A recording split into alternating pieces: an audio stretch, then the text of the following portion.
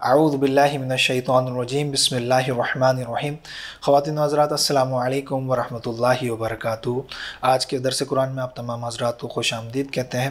الحمدللہ ثم الحمدللہ، اللہ تعالیٰ کا کروڑ احسان کہ اس نے ہمیں یہ توفیق بخشی کہ ہم درس قرآن کو سماعت کر رہے ہیں، اور الحمدللہ یہ الفرقان نیٹ ورک کا خاصہ ہے کہ سال ہر سال سے رمضان المبارک کی بابرکت ساعتوں میں ہم درس قرآن کا سلسلہ جاری رکھتے ہیں، اور تاکہ آپ کے لیے قرآن کریم کے مفاہیم کو سمجھنا آسان ہو۔ آج انشاءاللہ جو قرآن پاک کی تلاوت ہوئی تراویح میں، وہ 27ویں پارے کی تلاوت ہوئی ہے، اور انشاءاللہ اسی سپارے میں سے چند منتخب آیاتوں پہ کلام کیا جائے گا۔ 27ویں پارے کا آغاز سورہ ذاریات کی 31ویں آیت سے ہوتا ہے۔ اس کے بعد سورۃ الطور، سورۃ النجم اور سورہ قمر، سورہ رحمان اور سورہ واقعہ کا اس میں ذکر ہے۔ 27ویں پارے کے آغاز میں جو 31ویں آیت مبارکہ ہے سورہ ذاریات کی، اور اس کے آگے والی آیت مبارکہ میں قوم لوط کے بارے میں ذکر ہے۔ اس کے پس منظر کو جانتے ہیں، پھر اس کے بعد انشاءاللہ آیت مبارکہ پر کلام کریں گے۔ قوم لوط جو ہے یہ ایک ایسی قوم تھی جو ایک قبیح فعل میں مبتلا تھی، اور حضرت ابراہیم علیہ السلام کے جو بھتیجے ہیں حضرت لوط علیہ السلام، ان کو اس قوم کی طرف بھیجا گیا تھا۔ حضرت ابراہیم علیہ السلام کو شام کی طرف روانہ کیا گیا تھا۔ اللہ تعالیٰ نے آپ کو حکم دیا کہ آپ تبلیغ کا سلسلہ شام کی طرف کریں، تو آپ فلسطین کی جانب جا کر رکے اور وہاں آپ نے تبلیغ کا سلسلہ شروع کیا، اور حضرت لوط علیہ السلام کو اردن یعنی جارڈن کے علاقے میں بھیجا گیا جہاں اہل سدوم کے لوگ رہتے تھے۔ یہ قوم ایک ایسی قوم تھی جو کہ ایک ایسے قبیح فعل میں مبتلا تھی کہ جو ان سے پہلے کسی قوم نے نہیں کیا تھا، اور یہ ایک ایسا فعل تھا جو شریعت نے اس کو ناپسندیدہ قرار دیا، اور یہ فعل ہم جنس پرستی تھا۔ یہ لوگ جو ہے آپس میں ہم جنس پرستی کا معاملہ اختیار کیے ہوئے تھے، اور جب حضرت لوط علیہ السلام ان کو ترغیب دیتے کہ آپ نے اس طریقے کا عمل کو اختیار نہیں کرنا، شریعت اور اللہ تعالیٰ اس کی اجازت نہیں دیتا، یہ گناہ کبیرہ اور حرام عمل ہے، لیکن یہ لوگ اس فعل سے باز نہ آتے، اور بسا اوقات تو یہ اس طریقے سے کہتے ہیں۔ قرآن کریم کی مختلف آیات مبارکہ میں اس کا ذکر ہے کہ یہ کہتے ہیں کہ حضرت لوط علیہ السلام ہمیں یہ ترغیب دیتے ہیں کہ ہم اس سے باز آ جائیں، تو ہمیں چاہیے کہ ان کو اس قوم سے، اس بستی سے نکال دیا جائے۔ بہرحال حضرت لوط علیہ السلام کا تبلیغ کا سلسلہ جاری و ساری رہا، لیکن پھر بھی یہ قوم باز نہ آئی اور اس فعل کبیح کے اندر مبتلا رہی۔ جب اس طریقے کا معاملہ ہوا تو حضرت جبرائیل علیہ السلام دیگر فرشتوں کے ساتھ حضرت ابراہیم علیہ السلام کے پاس تشریف لائے۔ حضرت ابراہیم علیہ السلام کے پاس تشریف لائے تو آپ کو ایک بیٹے کی بشارت دی، یعنی کہ حضرت اسحاق علیہ السلام کی بشارت دی کہ عنقریب انشاءاللہ آپ کے یہاں بیٹے کی ولادت ہونے والی ہے۔ اس کے بعد حضرت ابراہیم علیہ السلام فرشتوں سے پوچھتے ہیں کیا اس کے علاوہ بھی تمہارا کوئی اور مقصد ہے یہاں آنے کا؟ تو فرشتے جواب دیتے ہیں کہ جی ہاں، اس کے علاوہ بھی ہمارا ایک مقصد ہے، ہمیں اللہ تعالیٰ نے اہل سدوم کی طرف بھیجا ہے، یعنی کہ قوم لوط کی طرف بھیجا ہے، حضرت لوط علیہ السلام کی قوم کی طرف بھیجا گیا ہے ہمیں، تاکہ ہم اس قوم پر عذاب نازل کریں، کیونکہ یہ ایک فعل کبیح میں مبتلا ہے، اور حضرت لوط علیہ السلام انہیں تبلیغ کرتے، انہیں سمجھاتے کہ اس فعل سے باز آ جائے، لیکن پھر بھی یہ اس فعل میں مبتلا رہتے ہیں، تو ان پر عذاب نازل کرنے کے لیے اللہ تعالیٰ نے ہمیں بھیجا ہے، تو ہم ان پر عذاب نازل کریں گے۔ ہوا کچھ یوں کہ حضرت لوط علیہ السلام کے گھر پر فرشتے جو ہے انسانوں کی شکل میں اور خوبصورت جوان لڑکوں کی شکل میں تشریف لاتے ہیں۔ جب حضرت لوط علیہ السلام یہ معاملہ دیکھتے ہیں تو حضرت لوط علیہ السلام تھوڑا پریشان ہو جاتے ہیں کہ اب میری قوم ان کی طرف بڑھے گی اور ان کو بھی اس فعل کبیح کے سلسلے میں دعوت دے گی۔ حضرت لوط علیہ السلام کی اس پریشانی کو فرشتے دور کرتے ہیں، اور فرشتے کہتے ہیں کہ حضرت لوط علیہ السلام کو کہ آپ پریشان نہ ہوں، ہم اللہ تعالیٰ کی جانب سے بھیجے ہوئے فرشتے ہیں، اور آپ کی قوم جو مجرم قوم ہے اور یہ باز نہیں آ رہی، ان پر عذاب نازل کرنے کے لیے ہمیں بھیجا گیا ہے۔ تو آپ یوں کریں کہ جو آپ پر ایمان لائے ہیں ان کے ساتھ رات کے کسی پہر میں نکل جائیں اس بستی سے، پھر صبح کے وقت ہم ان پر عذاب کو نازل کریں گے۔ پھر یہی معاملہ ہوا کہ صبح کے وقت جو ہے اللہ تعالیٰ کی جانب سے عذاب نازل ہوا، اور ایسا معاملہ ہوا کہ پوری زمین کو پلٹ دیا گیا، اور پھر اس کے بعد گارے کے پتھر برسائے گئے جو کہ گائیڈڈ ون تھے، یعنی کہ ہر وہ شخص جس کو اللہ تعالیٰ نے موت دینی تھی اس پتھر سے اس کو موت واقع ہوئی۔ اور پھر اس کے بعد اللہ تعالیٰ نے ارشاد فرمایا کہ یہ لوگوں کے لیے عبرت والی مقام ہے کہ لوگ اس سے عبرت حاصل کریں کہ اگر کوئی شخص اللہ تعالیٰ کی نافرمانی کرتا ہے، اس کے رسولوں کی نافرمانی کرتا ہے، تو اس کا عذاب یہی ہونا ہے۔ تو آئیے دیکھتے ہیں آیت مبارکہ میں اللہ تعالیٰ نے کیا ارشاد فرمایا۔ اللہ تعالیٰ ارشاد فرماتا ہے کہ قال فما خطبکم ایھا المرسلون، حضرت ابراہیم علیہ السلام نے فرمایا تو اے بھیجے ہوئے فرشتوں پھر تمہارا کیا مقصد ہے، یعنی آپ لوگ کس مقصد سے آئے ہیں؟ قالوا انا ارسلنا الی قوم مجرمین، تو فرشتوں نے کہا بے شک ہم ایک مجرم قوم کی طرف بھیجے گئے ہیں، لنرسل علیہم حجارۃ من طین، تاکہ ان پر گارے کے بنائے ہوئے پتھر چھوڑے، یعنی مٹی سے پکے ہوئے پتھر برسائیں، مسومتاً عند ربک للمسرفین، جو آپ کے رب کے نزدیک حد سے بڑھنے یعنی تجاوز کرنے والوں کے لیے نشان زدہ یعنی گائیڈڈ ون ہے۔ فاخرجنا من کان فیہا من المؤمنین، تو ہم نے اس شہر میں موجود ایمان والوں کو نکال لیا، یعنی کہ حضرت لوط علیہ السلام اور آپ پر جو ایمان لائے تھے ان کو نکال لیا۔ روایتوں میں آتا ہے کہ صرف آپ کی بیٹیاں جو ہے آپ پر ایمان لائے تھی، اور ایک روایت میں آتا ہے کہ کم و بیش 21 افراد جو ہے آپ پر ایمان لائے تھے۔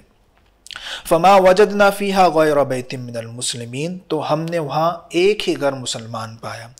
وَتَرَكْنَا فِيهَا آيَةً لِلَّذِينَ يَخَافُونَ الْعَذَابَ الْعَلِيمَ، اور ہم نے اس میں یعنی کہ اس بستی کو جو عذاب دیا تھا، ان کے عذاب دینے کی بنا پر لوگوں کے لیے نشانیاں باقی رکھی جو دردناک عذاب سے ڈرتے ہیں، یعنی کہ اللہ تعالیٰ نے ارشاد فرمایا کہ جو لوگ عذاب میں مبتلا ہوئے ان دیگر افراد ان کو دیکھ کر عبرت حاصل کریں کہ اللہ تعالیٰ کی نافرمانی کرنے کی بنا پر ان کا بھی یہی معاملہ ہونا ہے۔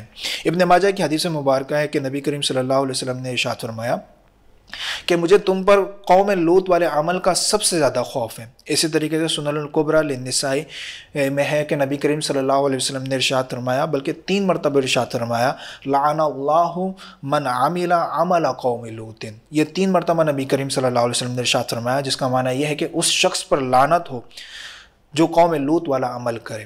اسی طریقے سے کتاب الکبائر میں حضرت عبداللہ بن عباس رضی اللہ تعالیٰ عنہ ارشاد فرماتے ہیں کہ بد فعلی کا مرتکب اگر توبہ کیے بغیر مر جائے تو قبر میں خنزیر کی شکل میں بدل دیا جاتا ہے۔ معلوم یہ ہوا کہ اگر کوئی شخص اس ہم جنس پرستی والے فعل کبھی میں مبتلا ہوتا ہے تو یہ ایک حرام عمل ہے، اور اگر کوئی شخص اس کو جائز اور حلال سمجھ کے کرتا ہے تو وہ دائرہ اسلام سے خارج ہو جائے گا۔ اسی طریقے سے یہاں پر ہمیں یہ بات بھی سمجھنا چاہیے کہ آج کے دور میں اس ہم جنس پرستی کو لوگ پروموٹ کرنے لگ گئے، مختلف ایجنسیاں جو ہے اس کو پروموٹ کرتی ہیں، بلکہ کچھ مخصوص دن بھی اس کے لیے بنائے گئے ہیں کہ جس کے اندر مختلف قسم کے پلے کارڈ لے کے یہ لوگ جو ہے تشہیر کرتے ہیں کہ ہم جنس پرستی کو جائز قرار دیا جائے اور اس کو جو ہے ہمارے درمیان رائج کیا جائے۔ یہ کیسے رائج ہو سکتا ہے جب اللہ تعالیٰ نے قرآن کریم میں واضح ارشاد فرما دیا کہ یہ ناجائز اور حرام عمل ہے۔ یاد رکھیے کہ قرآن کریم میں 17 مقام پر قوم لوط کے بارے میں ذکر کیا ہے، کیونکہ یہ ایک فعل کبھی میں مبتلا تھے، تو اللہ تعالیٰ نے قرآن کریم میں بارہا ان کا ذکر کر کے ہمیں یاد دہانی کرانا چاہیے کہ اس فعل کبھی سے باز آؤ۔ جس طریقے سے شراب پینا حرام ہے، اسی طریقے سے ہم جس پرستی کے فعل کو اختیار کرنا بھی حرام اور ناجائز اور گناہ کبیرہ، اور یہاں پہ ذکر بھی کیا حدیث مبارکہ میں جو میں نے آپ کے سامنے ذکر کی کہ اگر وہ توبہ کیے بغیر مر جائے تو قبر میں خنزیر کی شکل میں بدل دیا جائے گا۔ اور نبی کریم صلی اللہ علیہ وسلم نے ارشاد فرمایا کہ ایسے شخص پر اللہ تعالیٰ کی لعنت ہو جو قوم لوط والے عمل کو اختیار کرے۔ اور ہمیں چاہیے کہ ہم اپنے اولاد کو اس بات کی ترغیب دیں جس طریقے سے ہم اپنے اولاد کو ترغیب دیتے ہیں کہ یہ گڈ ٹچ ہے، یہ بیڈ ٹچ ہے، اسی طریقے سے دنیاوی معاملات کے سلسلے میں ہم ان کو سمجھاتے ہیں اور بچپن سے ہی ترغیب کا سلسلہ جاری رکھتے ہیں کہ آپ نے اس طریقے سے بات کرنی ہے، یہ چیز آپ نے اختیار نہیں کرنی، آپ نے سلام کرنا ہے، آپ نے گناہوں سے بچنا ہے۔ تو اسی طریقے سے ہمیں اپنی اولاد کو ترغیب دینا ہوگی کہ وہ اس طریقے کے معاملے سے بچے، اور اگر کوئی شخص اس طریقے کے معاملے کو اختیار کرتا ہے تو اس سے باز رہیں، اس کے ساتھ کسی قسم کے ریلیشن، کسی قسم کی دوستی کو اختیار نہ کیا جائے۔ اور یاد رکھیے کہ جو شخص اس فعل کبھی میں مبتلا ہے، میرا اس شخص کو یہ مشورہ ہے اگر وہ ہماری ویڈیو سن رہا ہے تو یاد رکھیے کہ یہ ایک مینٹل ڈس آرڈر ہے۔ ڈاکٹرز یہ کہتے ہیں کہ یہ ایک مینٹل النس ہے، آپ کو چاہیے کہ آپ اس کی پراپر ٹریٹمنٹ کروائیں، اور اللہ تعالیٰ کی بارگاہ میں دعا ہے کہ اس فعل کبیح سے ہمیں محفوظ رکھے، اور اسی طریقے سے دیگر جو حرام کام ہے اس سے بھی ہمیں محفوظ رکھے۔ اگلے آیت مبارکہ کا جو انتخاب کیا ہے وہ نہایت ہی بہترین آیت مبارکہ ہے۔ اس کے اندر اللہ تعالیٰ نے ہمیں زندگی کا پرپس بتا دیا کہ ہماری زندگی کا مین آبجیکٹو کیا ہونا چاہیے۔ وَمَا خَلَقْتُ الْجِنَّ وَالْإِنسَ إِلَّا لِيَعْبُدُونَ، یعنی میں نے جن و انس کو فقط اپنی ہی عبادت کے لیے پیدا فرمایا۔ اسی طریقے سے ایک اور مقام پر اللہ تعالیٰ ارشاد فرماتے ہیں الَّذِي خَلَقَ الْمَوْتَ وَالْحَيَاةَ لِيَبْلُوَكُمْ أَيُّكُمْ أَحْسَنُ عَمَلًا، یعنی وہی ہے جس نے موت اور زندگی کو پیدا کیا تاکہ تمہارا امتحان لے کے تم میں سے کون اچھے عمل کرتا ہے۔ معلوم یہ ہوا کہ اللہ تعالیٰ نے انسانوں کو دنیا میں بیکار اور عبث نہیں پیدا کیا، یعنی کہ صرف اس لیے نہیں پیدا کیا کہ جب وہ بچے ہوں تو تربیت حاصل کریں، دنیاوی تعلیم حاصل کریں، پھر جب جوان ہو جائیں تو پھر کاروبار یا جاب یا بزنس کو اختیار کریں، اور پھر اس کے بعد شادی کریں، اور پھر اس کے بعد اپنی اولاد ہو، اولاد کی تربیت کا سلسلہ جاری و ساری کریں۔ اس مقصد سے یا یہی مقصد یا یہی مین آبجیکٹو نہیں ہے زندگی کا، بلکہ اللہ تعالیٰ نے قرآن کریم میں ارشاد فرما دیا کہ تمہیں بیکار و عبث نہیں پیدا فرمایا، بلکہ تمہیں زندگی اس لیے عطا کی کہ تم اللہ تعالیٰ کی عبادت کرو۔ اور جب اللہ تعالیٰ کی عبادت کرنے کا حکم ارشاد فرما دیا تو ساتھ میں یہ بھی لازم ہو گیا کہ عبادات کو ادا کرنے کے سلسلے میں علم دین حاصل کرنا ہوگا، اور علم دین حاصل کیے بغیر اگر کوئی شخص عبادت کرتا ہے تو یہ بالکل اسی طریقے سے ہوگا کہ اس کے ذہن میں تو یہ ہوگا کہ وہ عبادت کر رہا ہے، لیکن اللہ تعالیٰ کی بارگاہ میں اس کو ثواب کے بجائے گناہ مل رہا ہوگا۔ مثال کے طور پر اگر کوئی شخص نماز کے ارکان کو ادا کرے، اللہ اکبر کہے، تلاوت کرے، رکوع میں جائے، سجدہ کرے، اور پھر اس کے بعد اسی طریقے سے مکمل نماز کرے، لیکن اسے یہ نہیں معلوم کہ نماز اختیار کرنے سے پہلے کن کن چیزوں کو لازمی طور پر چیک کرنا ہوگا، کیا کیا چیزیں شرائط ہے۔ نماز جب اسٹارٹ کی تو نماز کے فرائض کون کون سے ہیں، کن کن صورتوں میں نماز جو ہے وہ ادا ہی نہیں ہوگی، کن کن صورتوں میں نماز جو ہے واجب الاعادہ یعنی دوبارہ ادا کرنی ہوگی، کن کن صورتوں میں سجدہ صاف کرنا لازم ہوگا۔ یہ وہ تمام معلومات ہیں کہ جو ایک شخص پر سیکھنا لازم ہے۔ یہ تو صرف آپ کو نماز کی مثال دی، اسی طریقے سے روزہ، اسی طریقے سے زکوٰۃ، اگر آپ کاروبار کر رہے ہیں تو کاروبار کے سلسلے میں معلومات حاصل کرنا، آپ شادی کر رہے ہیں شادی کے ایک سلسلے میں آپ کو حقوق کے بارے میں معلومات حاصل کرنا، اسی طریقے سے والدین کے کیا حقوق ہیں، اولاد کے کیا حقوق ہیں، رشتہ داروں کے کیا حقوق ہیں، آپ کے قریب میں جو افراد رہتے ہیں، آپ کے نیبرز ہیں، آپ کے پڑوسی ہیں، ان کے کیا حقوق ہیں، نبی کریم صلی اللہ علیہ وسلم کے آپ پر کیا حقوق ہیں۔ یہ تمام کے تمام چیزوں کا علم حاصل کریں گے تو ہی ہم اس کو پھر ادا کر سکیں گے صحیح معنوں میں، ادروائز ہوگا یہ کہ ہمارے ذہن میں تو یہ ہوگا کہ ہم عبادات کو بروئے کار لا رہے ہیں، انشاءاللہ ہمیں ثواب حاصل ہوگا، لیکن جب یہ پراپر گائیڈنس نہیں ہوگی تو اس کا مطلب یہ ہے کہ عبادت ہماری بیکار جائیں گی۔ تو میں آپ تمام حضرات کو مشورہ دیتا ہوں کہ آپ آئیے، دین کے قریب آئیے۔ نبی کریم صلی اللہ علیہ وسلم کے فرمان کے مطابق طلب العلم فریضۃ علی کل مسلم، کہ علم حاصل کرنا ہر مسلمان مرد اور عورت پر فرض ہے۔ تو میں آپ کو ترغیب دیتا ہوں کہ آئیے، آپ قریب آئیے، ہمارے ادارے سے آپ علم دین حاصل کریں۔ 6 سالہ عالم کورس ہوتا ہے، آپ عالم کورس کیجئے۔ اگر آپ عالم کورس نہیں کر سکتے تو کم از کم فرض علوم کورس تو کیجئے، کہ فرض علوم کورس کے اندر بنیادی چیزیں آپ کو بتائی جاتی ہیں عقائد سے متعلق، کہ اللہ تعالیٰ پر کیا ایمان لانا ہے، اللہ تعالیٰ کون ہے، اللہ تعالیٰ کی ذات و صفات سے متعلق ہمارے کیا عقیدے ہونے چاہیے، نبی کریم صلی اللہ علیہ وسلم سے متعلق ہمارے کیا عقیدے ہونے چاہیے، آخرت، جنت، دوزخ، یہ تمام کے تمام وہ امور ہیں کہ جو ہر ایک شخص پر اس کا علم سیکھنا لازم ہے۔ اسی طریقے سے نماز، روزہ، زکوٰۃ، حج، یہ ساری کی ساری چیزیں سیکھنا لازم ہے۔ خاص طور پر باطنی گناہ کا علم حاصل کرنا ضروری ہے۔ کچھ گناہ ایسے ہوتے ہیں کہ جو سامنے والے بندے کو نظر نہیں آ رہے ہوتے، آپ کے سامنے افراد موجود ہوں گے تو آپ کو نہیں پتہ چلے گا کہ یہ گناہ میں مبتلا ہے، لیکن اس کا باطن جو ہے اس گناہ میں ملوث ہوتا ہے۔ اس لیے آپ تمام حضرات کو ترغیب دیتے ہیں کہ آئیے، آپ دین کے قریب آئیے، کم سے کم فرض علوم کورس جو کیجئے۔ اللہ تبارک و تعالیٰ سے دعا ہے کہ یہ عبادات کو اچھے طریقے سے کرنے کی توفیق عطا فرمائے، اور عبادات کے سلسلے میں علم دین حاصل کرنے کی توفیق عطا فرمائے۔ اگلی جو آیت مبارکہ منتخب کی گئی ہے وہ سورۃ الطور کی ابتدائی آیت مبارکہ ہے، اور سورۃ الطور یہ ایک مکی صورت ہے۔ مکی اور مدنی صورتوں کے اندر آپ کو ڈفرنس بتا دیتا ہوں کہ مکی صورتیں وہ صورتیں ہوتی ہیں جو ہجرت مدینہ سے پہلے آپ صلی اللہ علیہ وسلم پر نازل ہوئی، اور مدنی صورتیں وہ صورتیں ہوتی ہیں کہ جو ہجرت مدینہ کے بعد آپ صلی اللہ علیہ وسلم پر نازل ہوئی۔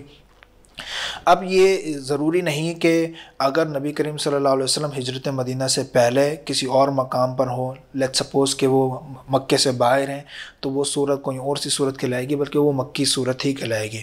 اسی طریقے سے مدنی صورت اگر ہجرت مدینہ کے بعد آپ صلی اللہ علیہ وسلم مدینہ میں موجود ہوں یا مدینہ سے باہر کسی اور مقام پر ہو، تو اب اگر کوئی آیت مبارکہ یا صورت نازل ہوئی تو وہ صورت جو ہے مدنی صورت کہلائے گی۔ مکی اور مدنی صورتوں میں یہ ڈفرنس ہے کہ مکی صورتوں میں بنیادی عقائد کو ذکر کیا گیا ہے، شرک اور کفر کے بارے میں آگاہی دی گئی ہے، اللہ تعالیٰ پر یقین، اللہ تعالیٰ پر ایمان لانے کا حکم دیا گیا ہے، جنت اور دوزخ کے حوالے سے ذکر کیا گیا ہے۔ اللہ تعالیٰ کے عذابات کو ذکر کیا گیا ہے تاکہ اس دور کے جو کفار ہیں اس بات کو سمجھیں اور ایمان لے کر آئیں، اور اسی طریقے سے آج کے دور میں جو افراد ہیں اگر وہ عقائد کو سیکھنا چاہتے ہیں تو ان کے لیے یہ بہترین طریقہ ہے کہ وہ اگر قرآن کریم کو سمجھنا چاہتے ہیں تو پہلے جو ہے مکی صورتوں کا انتخاب کریں کہ اس میں بنیادی عقائد کو ذکر کیا ہے۔ سورہ طور کا آغاز ہوتا ہے، اللہ تعالیٰ نے پہلے چند مخصوص چیزوں کی قسم اٹھائی اور پھر اس کے بعد اللہ تعالیٰ نے ایک چیز کے بارے میں ذکر کیا ہے، انشاءاللہ اس کے بارے میں ذکر کرتے ہیں۔ آئیے دیکھیں، وَالطُّورِ، طور کی قسم۔ یہ ایک ایسا پہاڑ ہے کہ جس پہاڑ پر اللہ تعالیٰ نے حضرت موسیٰ علیہ السلام سے کلام کیا تھا، تو اس پہاڑ کی قسم اللہ تعالیٰ ارشاد فرماتا ہے کہ طور کی قسم، وَکِتَابٍ مَسْطُورٍ، اور لکھی ہوئی کتاب کی قسم۔ اس کتاب سے مراد قرآن کریم اور ایک قول کے مطابق توریت اور ایک قول کے مطابق لوح محفوظ ہے۔ آگے اللہ تعالیٰ ارشاد فرماتا ہے وَالْبَيْتِ الْمَعْمُورِ، اور بیت معمور کی قسم۔ بیت معمور یہ ایک ایسا مقام ہے جو عرش کے سامنے ہے اور خانہ کعبہ سے اوپر ساتویں آسمان پر جو جگہ ہے، خانہ کعبہ سے اوپر ساتویں آسمان پر، اس کو بیت معمور کہتا ہے، اور یہ فرشتوں کے لیے طواف کرنے کے لیے جگہ قائم کی گئی ہے۔ فرشتے یہاں آتے ہیں، طواف کرتے ہیں، نماز ادا کرتے ہیں اور عبادت کرتے ہیں، اور ذکر کیا جاتا ہے، روایتوں میں آتا ہے کہ ایک فرشتہ اگر ایک مرتبہ اس کو موقع مل جائے وہ طواف کر لے تو زندگی بھر اس کو موقع نہیں ملتا، اتنی کثیر تعداد فرشتوں کی ہے اللہ تعالیٰ کی عبادت کے لیے۔ تو یعنی کہ یہ معلوم ہوا کہ اللہ تعالیٰ کو ہماری عبادت کی ضرورت نہیں ہے، کہ اگر ہم عبادت کرتے ہیں اللہ تعالیٰ کی تو اس سے ہمارا ہی فائدہ ہوتا ہے۔ اللہ تعالیٰ کی عبادت کے سلسلے میں ہزارہ ان گنت فرشتے جو ہے اللہ تعالیٰ کی عبادت کرنے میں مشغول ہیں، کچھ رکوع کی حالت میں، کچھ سجدے کی حالت میں، کچھ قیام کی حالت میں۔ تو اس کا مطلب یہ ہو کہ اگر ہم عبادات کو اختیار کرتے ہیں تو عبادت اختیار کرنے کی بنا پر ہمارا ہی فائدہ ہونا ہے۔ بروز محشر جو ہے ہمارے لیے آسانی ہوگی، عذاب سے ہم ہی بچیں گے، جنت میں داخلہ ہمارا ہی ہوگا۔ اللہ تعالیٰ نے قرآن کریم میں واضح طور پر ارشاد فرمایا واللہ غنی، اللہ غنی ہے، بے نیاز ہے، غیر محتاج ہے، اس کو کسی قسم کی محتاجی نہیں۔ وَأَنْتُمُ الْفُقَرَاءُ، یعنی کہ ہم سب جو ہے وہ محتاج ہیں، ہم سب جو ہے محتاج ہیں کہ اگر ہم عبادت کریں گے تو اس کا ثواب حاصل ہوگا اور جنت میں ہمارے لیے داخلہ ممکن ہوگا اور جہنم کی آگ سے ہم بچ سکیں گے۔ آگے اللہ تعالیٰ ارشاد فرماتا ہے وَالسَّقْفِ الْمَرْفُوعِ، اور بلند کی ہوئی چھت کی قسم۔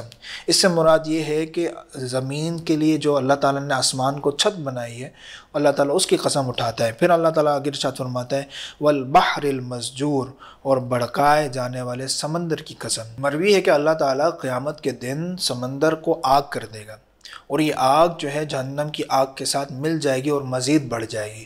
تو اللہ تعالیٰ سمندر کے بھڑکائے ہوئے سمندر کی قسم اٹھاتا ہے، اور پھر اس کے بعد ذکر فرماتا ہے کہ ان عذاب ربک لواقع، بے شک تیرے رب کا عذاب ضرور بے ضرور واقع ہونے والا ہے، ما لہ من دافع، اور اس سے کوئی ٹالنے والا نہیں۔ یعنی کہ معلوم یہ ہوا کہ اللہ تعالیٰ جہاں غفور و رحیم ہے، جہاں اللہ تعالیٰ لوگوں پر رحم کرنے والا ہے، مغفرت فرمانے والا ہے، وہیں اللہ تعالیٰ جبار و قہار بھی ہے۔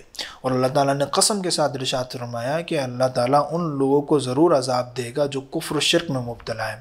یہ آیت مبارکہ جو ہے کفار کے سلسلے میں ہے، لیکن ہم مسلمانوں کے لیے بھی اس میں درس ہے کہ اگر ہم ناجائز اور حرام کام میں مبتلا ہوتے ہیں، بزنس ڈیلز کے اندر سود کو شامل کرتے ہیں، لوگوں کے حقوق کو ادا نہیں کرتے، شراب، زنا، بدکاری والے کام میں مبتلا ہوتے ہیں، یہ تمام کے تمام حرام کام ہیں جس کی وجہ سے اللہ تعالیٰ ارشاد فرما رہا ہے کہ بے شک اللہ تعالیٰ کا عذاب شدید ہے اور اس کو کوئی ٹالنے والا نہیں۔ اس کا مطلب یہ ہوا کہ عذاب تو بالکل واقع ہونے والا ہے۔ تو ہمیں چاہیے کہ ہم اس طریقے کی آیات مبارکہ میں غور و تفکر کریں۔ جس طریقے سے دنیاوی معاملات میں ہم ایک ایکشن پلان رکھتے ہیں، پلاننگ کرتے ہیں کہ اس طریقے سے بچوں کی تربیت کرنی ہے، اس طریقے سے بچوں کو فلاں فلاں چیز کی تعلیم دینی ہے، اس طریقے سے مجھے اپنے کاروبار کو بڑھانا ہے، اس بندے کے ساتھ ڈیل کرنی ہے، اس بندے کے ساتھ پارٹنرشپنگ کرنی ہے، تو ہم پورا ایک پلان تیار کر کے رکھتے ہیں اور پھر اس کے بعد آگے معاملات کو اختیار کرتے ہیں۔ اسی طریقے سے ہمیں اس پر بھی غور و تفکر کرنا ہوگا۔ کیا ہم روزمرہ کے معاملات کے اندر گناہوں میں مبتلا تو نہیں ہے؟ ہے؟ کیا ہم رات کو سونے سے پہلے اپنا احتساب کرتے ہیں کہ آج میں نے کون سا نیک عمل کیا، آج کہیں میں نے گناہ کے والے عمل تو نہیں کیے؟ اللہ تعالیٰ کی بارگاہ میں توبہ والا سلسلہ ہوتا ہے یا نہیں کہ ہوتا؟ حضرت حسن رضی اللہ تعالیٰ عنہ ارشاد فرماتے ہیں کہ حضرت عمر فاروق رضی اللہ تعالیٰ عنہ نے یہ آیت ان عذاب ربک لواقع تلاوت فرمائی تو آپ کی سانس پھول گئی، اور اس کی وجہ سے 20 دن تک بار بار یہی کیفیت بنتی رہی۔ کیا یہی معاملہ ہمارے ساتھ ہے؟ کیا ہم اسی طریقے سے آیات مبارکہ کو سن کے غور و فکر کر کے اللہ تعالیٰ کے عذاب سے ڈرتے ہیں یا نہیں ڈرتے؟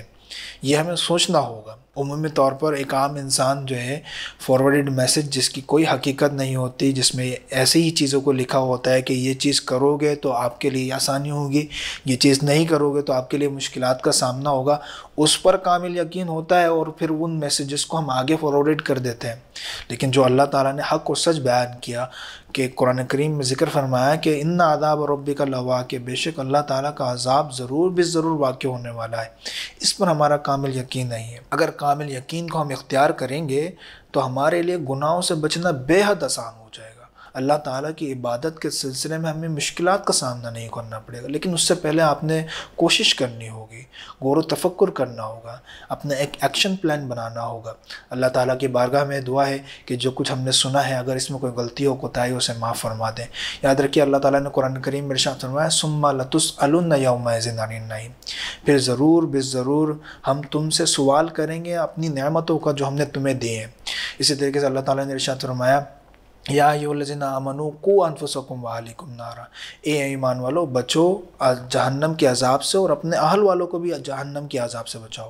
نبی کریم صلی اللہ علیہ وسلم نے ارشاد فرمایا کلکم راع وکلکم مسئول عن رعیتہ، یعنی کہ تم میں سے ہر ایک شخص نگہبان ہے اور ہر ایک شخص سے اس کی رعایا کے بارے میں سوال کیا جائے گا۔ تو معلوم یہ ہوا کہ اللہ تعالیٰ ہمارے اعمال کے سلسلے میں تو سوال کرے گا ہی کرے گا، لیکن ساتھ میں ہمارے ماتحت افراد جو ہیں ان کے بارے میں بھی سوال کرے گا کہ کیا ہم نے ان کو گناہوں سے بچایا، کیا ہم نے ان کو گناہوں سے بچنے کی ترغیب دی، کیا ہم نے ان کو عبادات کے سلسلے میں ترغیب دی کہ بیٹا یہ عبادت آپ نے اختیار کرنی ہے، اگر آپ نہیں کریں گے تو اللہ تعالیٰ کا عذاب نازل ہوگا، اگر آپ اختیار نہیں کریں گے تو گھر میں رحمتوں اور برکتوں کا سلسلہ نہیں ہوگا۔ کیا اس سلسلے کو ہم نے جاری و ساری رکھا ہوا ہے یا نہیں رکھا ہوا؟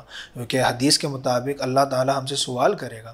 اللہ تعالیٰ کی بارگاہ میں دعا ہے جو کچھ ہم نے سنا ہے اس میں جو چیزیں عمل کرنے کی ہے اس پر عمل کرنے کی توفیق عطا فرمائے، اللہ تعالیٰ حرام چیزوں سے ہمیں بچنے کی توفیق عطا فرمائے، اور خاص طور پر ہمیں علم دین حاصل کرنے کی توفیق عطا فرمائے، کیونکہ اسی علم دین کی بدولت جو ہے ہمارے لیے دیگر چیزیں آسان ہوں گی۔ آمین۔ بارک اللہ لی ولکم وآخر دعوانا ان الحمد للہ رب العالمین۔ گزارش ہے تمام دیکھنے والوں سے کہ تمہیں خوشخبری آپ کو یہ دینا چاہتا ہوں، پچھلے سال کے اگر آپ دروس سنیں گے تو اس وقت میں دعا کر رہا تھا اور آپ سے بھی ہم گزارش کر رہے تھے کہ ہماری بڑی اکیڈمی الفرقان اسکالرز اکیڈمی کا بڑا ایک مرکز قائم ہونے والا ہے۔ اب الحمدللہ NOC بھی ہمیں مل گئی اور تعمیرات کا آغاز بھی ہو گیا ہے۔ میں آپ سب کو مشورہ دیتا ہوں، اگر اپنے لیے بہت بڑا ثواب جاریہ کرنا چاہتے ہیں تو دو میں آپ کو آپشن پیش کرتا ہوں۔ ایک، اس کنسٹرکشن میں آپ حصہ لیں، بہت بڑا ثواب جاریہ ہوگا، جتنا اس میں کام ہوتا رہے گا سارا ثواب آپ کو۔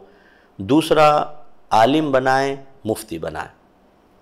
آپ ایک عالم کی ایک مفتی کی کفالت کریں، اس کا ماہانہ اخراجات، سالانہ اخراجات، جتنا ہمارے یہاں 6 ایئرس کا کورس ہوتا ہے اس بچے کی آپ کفالت کریں، وہ عالم بنے گا، مفتی بنے گا، وہ استاد بنے گا، کتابیں لکھے گا، فتوے لکھے گا، تدریس کرے گا، اور عالم اور مفتی بنائے گا، بیانات کرے گا، اصلاح کرے گا، لوگوں کو اچھے مشورے دے گا، ان سب کا ثواب آپ کے نام اعمال میں لکھا جائے گا۔ تو یہ ضرور آپ ثواب جاریہ کریں۔ اس کے علاوہ میری گزارش ہے کہ ہماری اکیڈمی الفرقان اسکالرز اکیڈمی میں مختلف کورسز ہوتے ہیں۔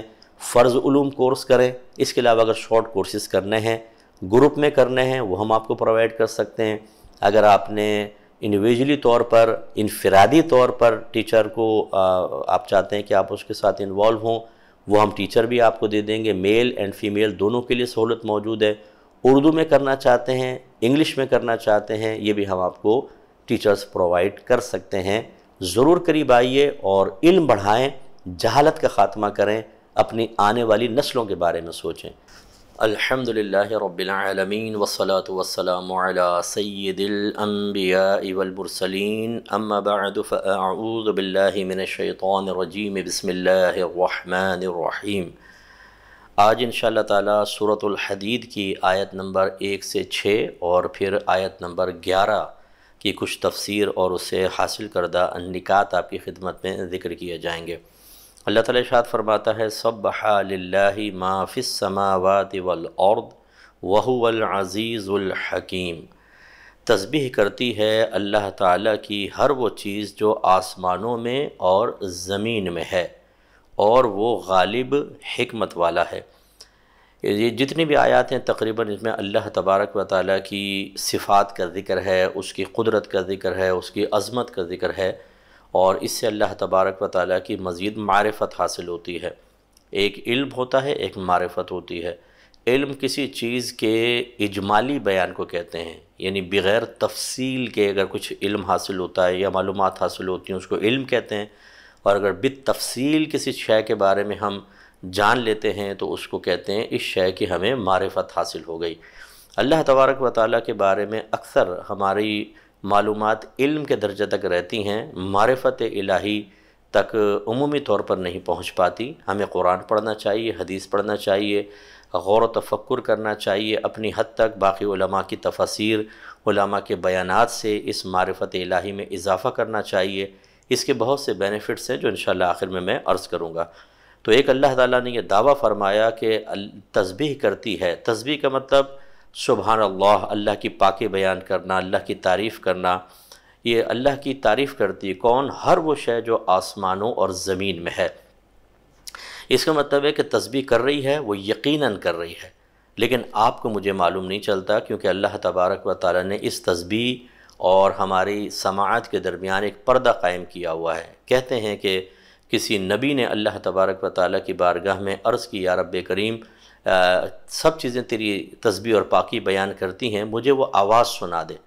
تو اللہ تعالیٰ نے درمیان سے پردہ ہٹا دیا، تو اتنا شور تھا کہ آپ لگتا تھا کہ کان کا پردہ پھٹ جائے گا۔ تو آپ نے اللہ کی بارگاہ میں عرض کیا رب کریم بس، تو پھر پردہ آ گیا۔ تو یہ بہت سی چیزیں ہوتی ہیں جس پر ہم مطلع ہونا چاہتے ہیں، خواہش ہوتی ہے، لیکن اللہ تبارک و تعالیٰ نے اپنی حکمت بالغہ سے پردے رکھے ہوئے ہیں۔ اگر وہ پردے ہٹ جائیں تو حقیقتاً ہماری زندگی نارمل زندگی نہیں رہے گی۔ جیسے عذابات قبر کے اندر اللہ نے پردے رکھے ہوئے ہیں، اگر سب قبروں کے پردے چاک کر دیے جائیں اور ہم اپنی آنکھوں سے عذاب قبر دیکھیں اور مردوں کے چیخنے چلانے کی آوازیں سنیں، تو یقیناً اس کے بعد پھر ہم نہ سکون سے سو سکتے ہیں، نہ کھا سکتے ہیں، نہ پی سکتے ہیں، اور نہ دیگر اپنے زندگی کے معمولات پورے کر سکتے ہیں۔ اور خصوصاً اگر وہ چیخنے والا ہماری والدہ ہو، خدا نخواستہ ہمارے والد ہوں، اولاد ہو، زوجہ ہو، یعنی قریبی لوگ ہوں، تو پھر تو اور ہماری حالت خراب ہوگی۔ اس لیے بعض لوگ جو ایک قریدتے ہیں نا، جی ہمیں کشف قبور کا علم حاصل ہو جائے، پوشیدہ چیزوں کا علم حاصل ہو جائے، ایک تو اس میں نیت یہی ہوتی ہے کہ جب حاصل ہو جائے تو ہماری واہ واہ ہو جائے گی، ہمیں بھی کوئی مرکزی حیثیت حاصل ہو جائے گی۔ انہیں اپنے دل کی ان شرارتوں کا اور اس شیطان کی اور نفس کی چالوں کا علم ہی نہیں ہوتا۔ بیچارے وہ کوشش کرتے ہیں ہم سیکھیں، میں تمہیں فائدہ کیا ہوگا یہ بتاؤ؟ صرف یہ فائدہ ہے کہ جب وہ چیز ظاہر ہوگی تو مخلوق میں تمہاری واہ واہ ہو جائے گی۔ ورنہ یاد رکھیں اس طرح کی چیزوں کے ٹو میں رہنا بالکل ٹھیک نہیں، جو ظاہری چیزیں ان کی طرف آئیں۔ پھر اللہ نے فرمایا اور وہ غالب ہے، یعنی ہر چیز پر غالب ہے، غلبہ پایا ہوا ہے، کوئی اللہ تعالیٰ کو مغلوب نہیں کر سکتا، نہ علم کے اعتبار سے، نہ طاقت کے اعتبار سے، نہ خزانوں کے اعتبار سے، نہ اور دیگر چیزوں کی وسعتوں کے اعتبار سے، سب پر اللہ غالب ہے۔ علم اس کا سب سے زیادہ، طاقت اس کی سب سے زیادہ، سلطنت اس کی سب سے زیادہ، کوئی اس کو پکڑ نہیں سکتا، وہ سب کی گرفت کر سکتا ہے، کوئی اس کو معاذ اللہ ثم معاذ اللہ فنا نہیں کر سکتا، اور اللہ تعالیٰ چاہے تو لمحے بھر میں ہر چیز کو فنا کر دے۔ اللہ تعالیٰ کی یہ طاقت ہے، اور وہ حکمت والا ہے۔ حکمت کا مطلب ہوتا ہے کسی چیز کے اندر دو پہلو ہوتے ہیں، ایک کم فائدے کا، ایک زیادہ فائدے کا، یا نقصان کا اور فائدے کا۔ اللہ تبارک و تعالیٰ فائدے کا اور زیادہ فائدے والا پہلو عمومی طور پر اختیار فرماتا ہے، تو بظاہر ہمارے لیے اس میں ایک نقصان کا ہمیں بعض اوقات نظر آ جاتا ہے۔ جیسے تیز بارش ہو گئی تو ہماری فصلیں تباہ ہو گئی، ہم کہتے ہیں یار یہ بڑا نقصان کر دیا معاذ اللہ تعالیٰ نے، یا بارش نے، لیکن اس کے پیچھے جو حکمت ہے وہ ہم نہیں جانتے۔ وہ بھی ہمارے ایک فائدے کے لیے ہوتی ہے، لیکن ہمیں اس کا علم نہیں ہوتا۔ تو بہرحال اللہ تعالیٰ بڑا حکمت والا ہے۔ لہو ملک السماوات والارض، اسی کے لیے ہے آسمانوں اور زمین کی بادشاہت، یعنی اسی کی ملکیت میں ہے جو کچھ آسمانوں میں ہے، زمین میں ہے، اللہ تعالیٰ کی ہی لیے سب ہیں، وہ مالک ہے، وہی اس کا بادشاہت سب اس کو ہے۔ تو اس سے یہ معلوم ہوا، پہلے بھی میں آپ کو سمجھا چکا ہوں کہ سب چیزوں کا مالک اللہ تعالیٰ ہے۔ اس کا مطلب ہے کہ اگر میری گاڑی ہے تو اس آیت کے مطابق اس کا مالک اللہ تعالیٰ ہے، میرا گھر ہے اللہ تعالیٰ مالک ہے، میرا بینک بیلنس اللہ تعالیٰ مالک ہے، میری ہر چیز کا مالک اللہ تعالیٰ ہے، تاکہ میرا مالک بھی اللہ تعالیٰ ہے۔ لہو ملک السماوات والارض، اسی کے لیے آسمانوں اور زمین کی بادشاہت ہے۔ تو ہر چیز گویا کہ اس کے قبضہ قدرت میں، قبضہ و قدرت میں ہے۔ تو پھر ہم یہ کیوں کہتے ہیں کہ یہ میری گاڑی؟ شرک کیوں نہیں ہوتا؟ اگر اللہ کی وہ بادشاہت میں، اللہ کی ملکیت میں ہے، تو پھر آپ اور میں کیوں اس کو اپنی طرف منسوب کرتے ہیں؟ تو جواب یہ ہے کہ نسبت دو طرح کی ہوتی ہے، ایک نسبت حقیقیہ اور ایک نسبت مجازیہ۔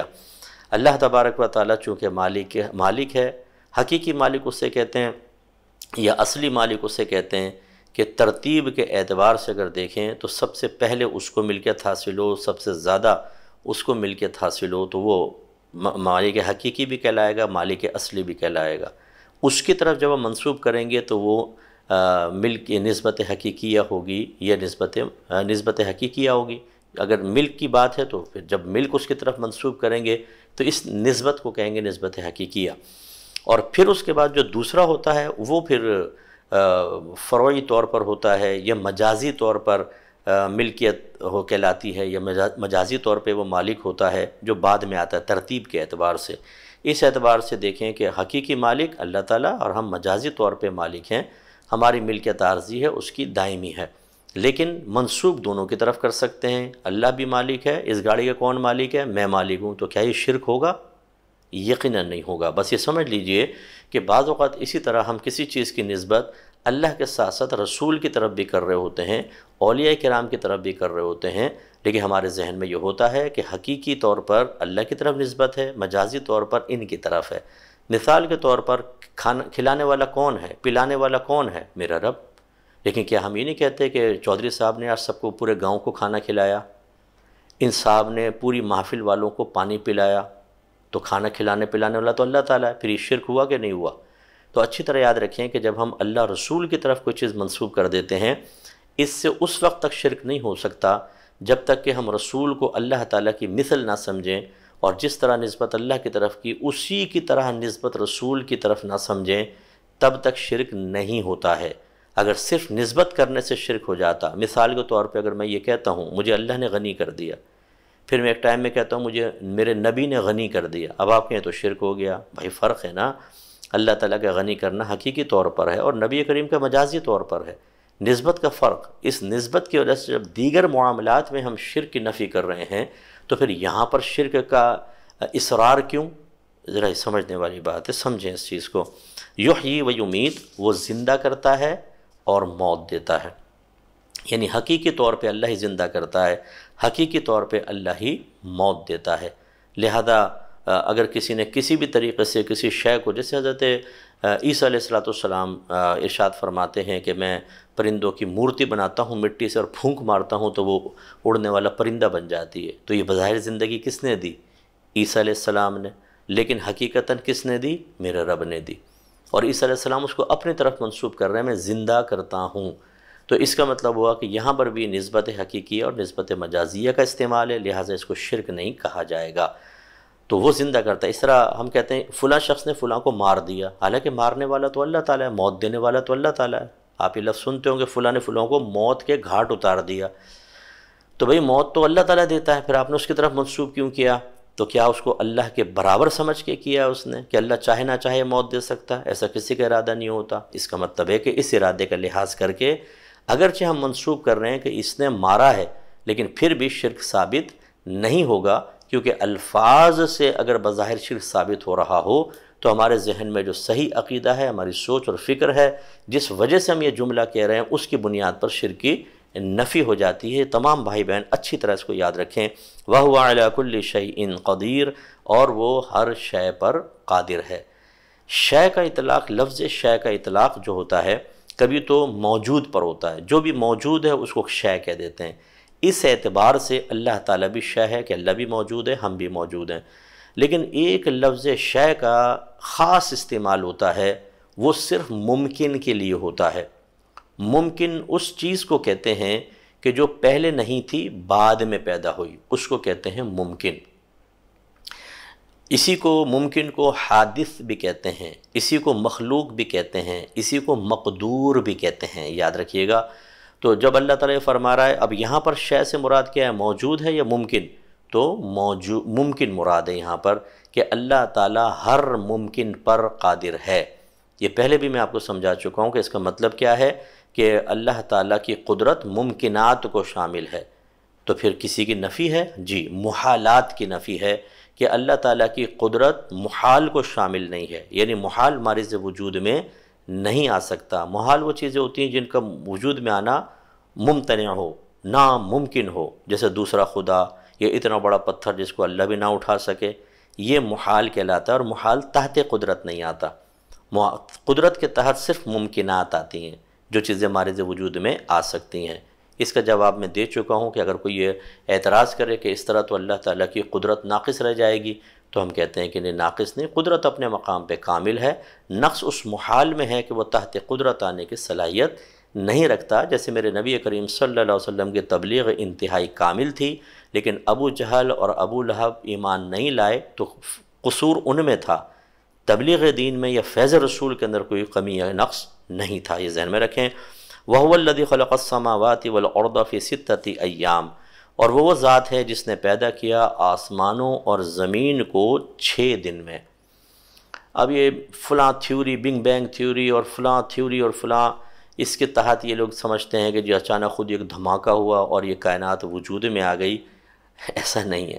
چلو اگر دھماکہ بھی ہوا تو وہ خود بخود نہیں ہوا، وہ اللہ تبارک و تعالیٰ کی رضا سے، اس کی مرضی سے ہوا، اور اللہ تعالیٰ نے 6 دن میں زمین اور تمام آسمان کی وسعتوں کو پیدا فرمایا۔ وہ چاہتا تو ایک لمحے میں بھی کر سکتا تھا، لیکن اس کا ارادہ 6 دن کا تھا۔ 6 دن کے اندر اتنا بڑا آسمان کے سائنسدان صدیوں سے لگے پڑے ہیں، اس کے ایک حصے کی بھی معرفت حاصل نہیں کر سکے۔ آپ جائیں یوٹیوب کے اوپر ذرا سرچ کر کے دیکھیں کہ دنیا کے، صرف دنیا کے سمندر کا کتنا حصہ سائنسدان دیکھ چکے ہیں۔ صرف غالباً 6%، اس کے آگے تو ہے ہی نہیں۔ اور خود زمین کو نہیں دیکھ سکے۔ امازون کے جنگلوں کے اندر بعض مقامات ایسے ہیں جہاں انسان آج تک نہیں پہنچ سکا۔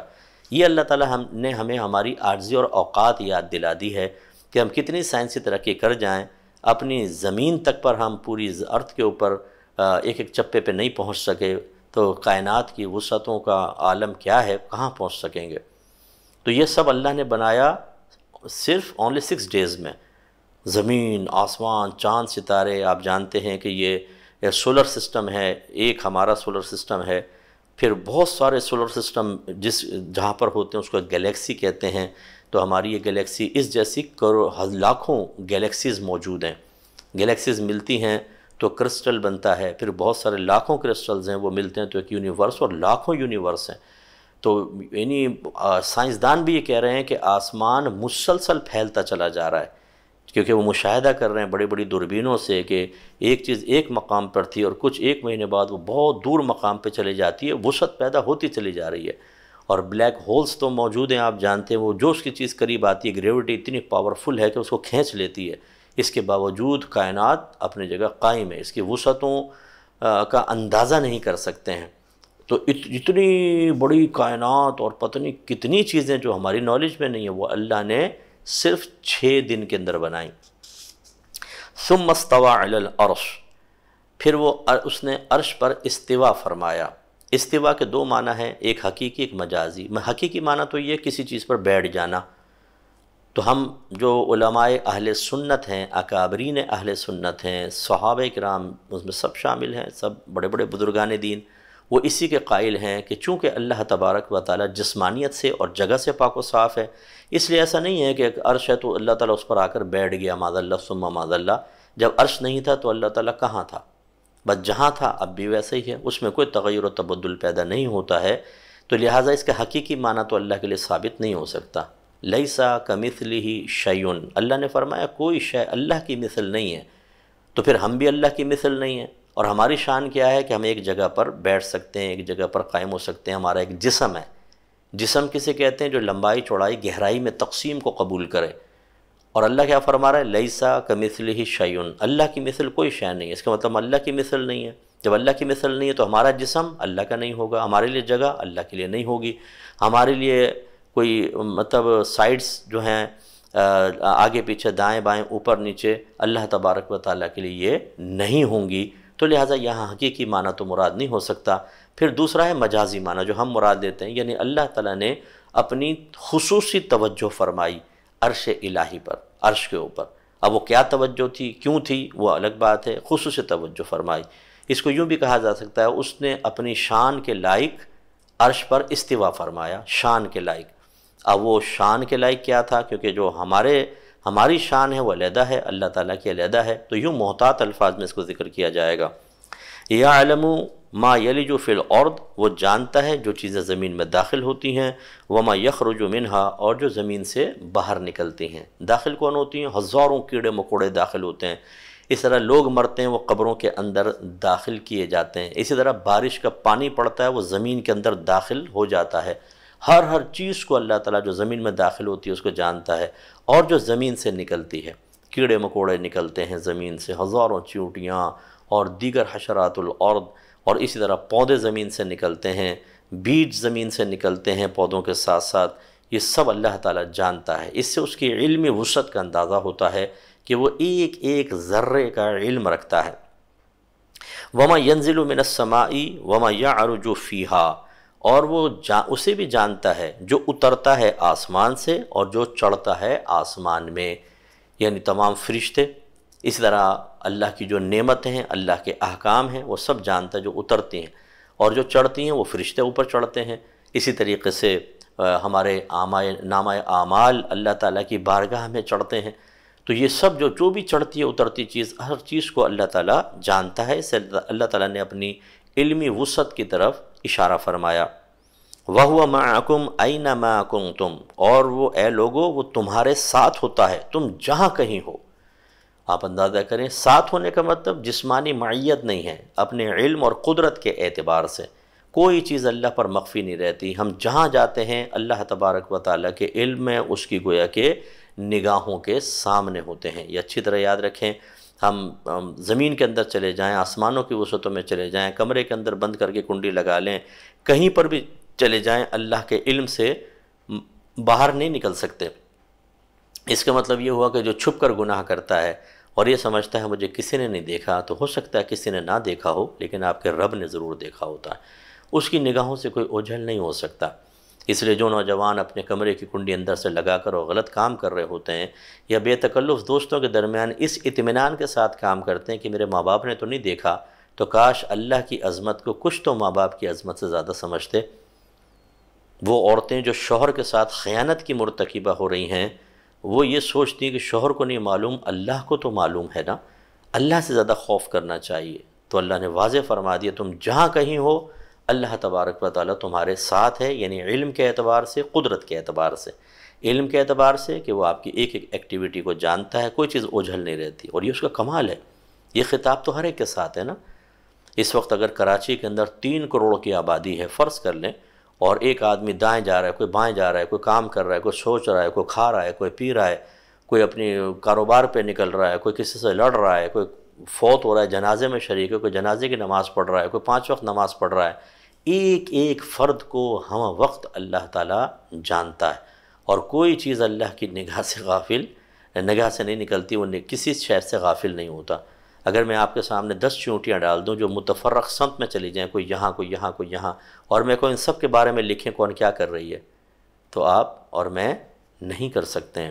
جبکہ اللہ تعالیٰ صرف کراچی نہیں، پوری دنیا کے لوگ، چیونٹیاں، مچھلیاں، چرندے، پرندے، درندے، فرشتے، جنات، اربوں خربوں مخلوق، ہم وقت جو کچھ بھی کر رہا ہے اللہ تعالیٰ کے علم میں ہے، اور اس کا علم اتنا پختہ ہے، وہ بھول سے پاک و صاف ہے، کوئی چیز بھولتی بھی نہیں ہے، کوئی چیز نگاہوں سے اوجھل نہیں ہوتی۔ اور قدرت کے اعتبار سے ساتھ ہونے کا مطلب وہ جب چاہے کسی چیز میں تصرف کر سکتا ہے، توڑ دے، بنا دے، بیمار کر دے، صحت دے دے، موت دے دے، زندگی دے دے، خوشی دے دے، غم دے دے، یہ سب اللہ تعالیٰ کی قدرت میں ہوتا ہے۔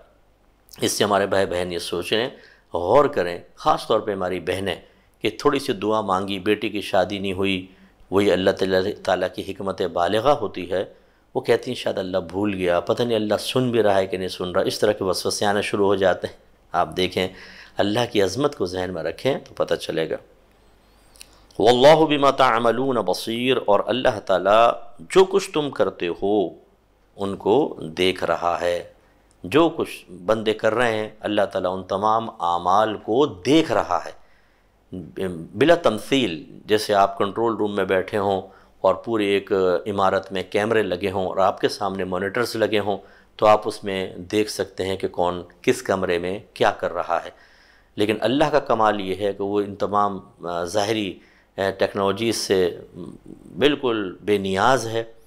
اور دوسرا بڑا فرق کہ اگر میرے سامنے 10 کیمرے لگے ہوں، میں ایک پہ توجہ کرتا ہوں 9 سے غافل ہو جاؤں گا، لیکن وہ ہمہ وقت ہر ایک کو دیکھ رہا ہے کون کیا کر رہا ہے نا کمال اللہ تعالیٰ کا جو عقل میں نہیں آتا۔ یہ نیویگیشن سسٹم کو آپ دیکھیں، ہمارے یہاں گوگل میپ یوز ہوتا ہے کہ ایک وقت میں اگر کراچی کے اندر 1 کروڑ گاڑی چل رہی ہیں اور انہوں نے گوگل میپ لگایا ہوا ہے، تو سیٹلائٹ سے ہر ایک کو گائیڈ لائن مل رہی ہے، اور گویا کہ وہاں جو بھی سسٹم ہے وہ جانتا ہے کون سی روڈ پر سفر کر رہا ہے، اور وہاں سے اس کو گائیڈ لائن مل رہی ہوتی ہے۔ آپ اندازہ کریں اللہ تعالیٰ نے ہمارے لیے بہت سی چیزیں آسان کر کے اپنی قدرت کو سمجھنا آسان کر دیا ہے، اپنی معرفت کو آسان کر دیا ہے۔ اس کو ذرا غور کریں، لیکن اس کے باوجود اللہ اللہ ہے اور بندے بندے ہیں۔ پھر ارشاد پھر دہرایا، لہو ملک السماوات والارض، اسی کے لیے آسمانوں اور زمین کی بادشاہت ہے۔ وَإِلَى اللَّهِ تُرْجَعُ الْأُمُورُ، اور اللہ ہی کی طرف لوٹائے جائیں گے معاملات۔ ڈے آف ججمنٹ میں اللہ تعالیٰ سب چیزیں جمع ہو جائیں گی اور سب کے تمام معاملات کے بارے میں اللہ فیصلہ فرمائے گا۔ یولج اللیل فی النہار ویولج النہار فی اللیل، وہ داخل کرتا ہے رات کو دن میں اور داخل کرتا ہے دن کو رات میں۔ آپ دیکھیں 12 گھنٹے کا دن، 12 گھنٹے کی رات، یہ تو برابر ہوا، لیکن سردیوں کے اندر رات لمبی ہو جاتی ہے، دن چھوٹا، گویا کہ رات دن رات میں داخل ہو گیا، رات دن میں داخل ہو گئی، اور گرمیوں میں دن لمبا ہو جاتا ہے، رات چھوٹی ہو جاتی ہے، گویا کہ دن رات کے اندر داخل ہو جاتا ہے۔ یہ بھی اللہ نے اپنے کمال کی طرف اشارہ فرمایا، کاش ہم سردی، گرمی، رات، دن، دھوپ، سائے، اس کے بارے میں غور کرتے، کیسا اللہ نے تخلیق فرمایا ان چیزوں کو۔ ہم تو بے پرواہ ہو کے زندگی گزارتے ہیں، لیکن اپنی معمولات میں اللہ تبارک و تعالیٰ کی قدرت کاملہ کے مظاہر جو کچھ ہمیں نظر آ رہے ہیں، ان پر غور و تفکر کو بھی شامل کریں، اس کی عادت بنا لیں، بہت فائدہ ہوگا۔ وَهُوَ عَلِيمٌ بِذَاتِ الصُّدُورِ، اور وہ جانتا ہے دلوں والی، یعنی دل کے اندر جتنے خطرات وغیرہ ہیں سب کو اللہ تعالیٰ جانتا ہے۔ یہ دیکھیے اور زیادہ اللہ کی قدرت کاملہ اور اللہ کی علمی وسعت کا معاملہ ظاہر ہوا کہ ایک تو ظاہری اعتبار سے لوگوں کو دیکھنا، اور ایک ہے جو دل کے اندر باتیں سوچ رہے ہیں وہ سب اللہ تبارک و تعالیٰ کو معلوم ہے۔ میں اپنے رب کا شکر ادا کرتا ہوں کہ اللہ تیرا بہت شکر ہے کہ تو نے اپنی معرفت عطا فرمائی اور ہمیں مسلمان بنایا۔ ایک مسلمان ہی اللہ تعالیٰ کو حقیقی طور پہ پہچان سکتا ہے، باقی کسی مذہب کے اندر میں نے نہیں دیکھا کہ اللہ کی حقیقی معرفت کسی کو حاصل ہو۔ قرآن جس نے چھوڑ دیا وہ کبھی بھی اللہ تعالیٰ کی حقیقی معرفت حاصل نہیں کر سکتا۔ آپ بھی اس پہ شکر ادا کریں۔ اگلی بس 11ویں آیت پر ہم کلام کریں گے اور پھر بیان ختم کرتے ہیں، درس ختم کریں گے۔ من ذا الذی، کون ہے وہ جو یقرض اللہ قرضا حسنا، اللہ تبارک و تعالیٰ کو اچھا قرض دے، فیضاعفہ لہ، پھر اللہ تعالیٰ اسے اس کے لیے 2 گنا کر دے، وَلَهُ أَجْرٌ کریم، اور اس کے لیے عزت والا اجر ہے۔ اب دیکھیں اللہ تعالیٰ تو غیر محتاج ہے، کون اللہ کو قرض دے سکتا ہے؟ تو اللہ تعالیٰ فرماتا ہے قرض حسنہ، اچھا قرض، اچھے طریقے سے قرض جو دے۔ تو یہاں قرض سے مراد کیا ہے کہ آپ صدقات کریں۔ اللہ تعالیٰ فرما رہا ہے کہ دین کے کام کے لیے استعمال کرو، اپنا مال صدقے کے اندر دو۔ یہ گویا کہ اللہ نے اس کو قرض قرار دیا، اور قرض کے بارے میں کیا ہوتا ہے کہ اس کو اتارا جاتا ہے، تو اللہ تعالیٰ نے گویا کہ اشارہ کر دیا کہ اگر تم اللہ کے راہ میں خرچ کرو گے تو اللہ تعالیٰ دنیا اور آخرت میں اس کا بدلہ دے گا، بلکہ 2 گنا بدلہ دے گا، بعض جگہ اس سے بھی زیادہ ہے، بڑھا دے گا اس کو بہت زیادہ۔ لیکن قرض حسنہ ہو۔ قرض حسنہ کا مطلب کیا ہے؟ اچھا قرض وہ کیا ہوگا؟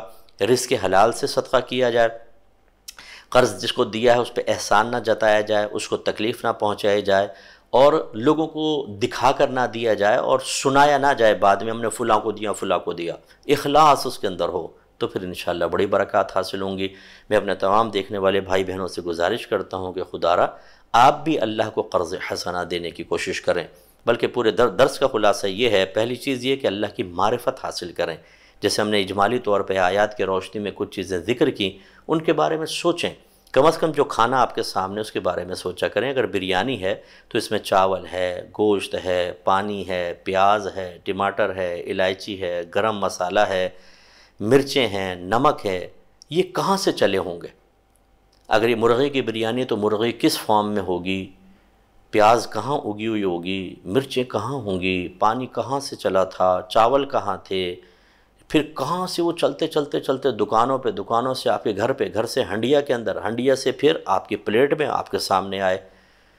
تو حضرت سفیان ثوری رحمۃ اللہ علیہ فرمایا کرتے تھے کہ لوگ سمجھتے ہیں کہ ہم رزق کو تلاش کر رہے ہیں، حالانکہ رزق اسے تلاش کرتے ہوئے اس کے سامنے آتا ہے۔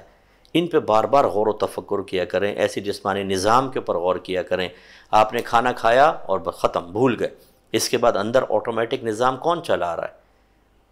کھانا ہضم ہوتا ہے، پھر کارخانے گویا کے لگے ہوئے ہیں، ایک سے کوئی ناخن بن رہا ہے، کسی سے آنکھ کا میٹیریل بن رہا ہے، کسی سے بال بن رہے ہیں، کسی سے کھال بن رہی ہے، گوشت ہے، چربی ہے، پھر جگر کی اپنی ریکوائرمنٹ اسی سے پوری ہو رہی ہے، پھیپھڑے، گردے اور دیگر چیزیں۔ آپ اندازہ کریں، جب آپ ان پہ غور و تفکر کریں گے تو اندازہ ہوگا کہ اللہ تعالیٰ بڑی علمی وسعت والا ہے، اور اس سے پھر اللہ کی محبت بڑھتی ہے، اللہ سے تعلق بھی بڑھتا ہے، اور ہم مشکل وقت میں اللہ سے مایوس نہیں ہوتے۔